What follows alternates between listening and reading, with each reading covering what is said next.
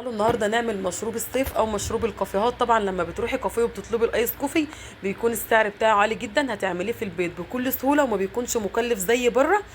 اول حاجه جبنا كده معلقتين من النسكافيه البلاك، ولازم يكون نسكافيه بلاك. هاخد عليهم 3 معالق من السكر، وهنا السكر حسب الرغبه.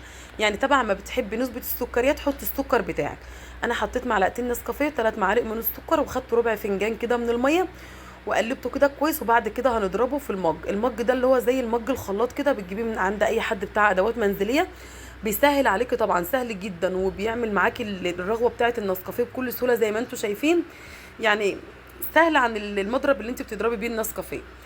خلاص سبته يتضرب زي ما انتم شايفين. وبعد كده جبت الكراميل وهبدا كده احطه في المجات. ممكن طبعا تحطي كراميل، ممكن تحطي شوكليت، اللي انت عايزه حابه تحطيه بقى للتزيين حطيه. شايفين المج بقى شكله عامل ازاي؟ برضو هنعمل المج التاني.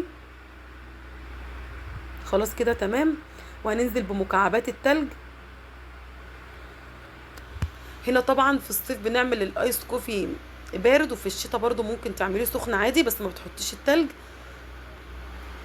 بعد كده هننزل بالحليب او اللبن، اي نوع حليب عندك طبعا، مش شرط يكون حليب معلب، اي نوع موجود عندك استخدميه. شايفين بقى الرغوه عملت ازاي بتاع النسكافيه؟ بقول لكم بيضرب النسكافيه بكل سهوله. شايفين ما شاء الله شكله عامل ازاي؟ وهتعمليه في البيت بسعر بسيط جدا ومش مكلف. بعد كده حطيت شويه من الكراميل كده على وش المجات،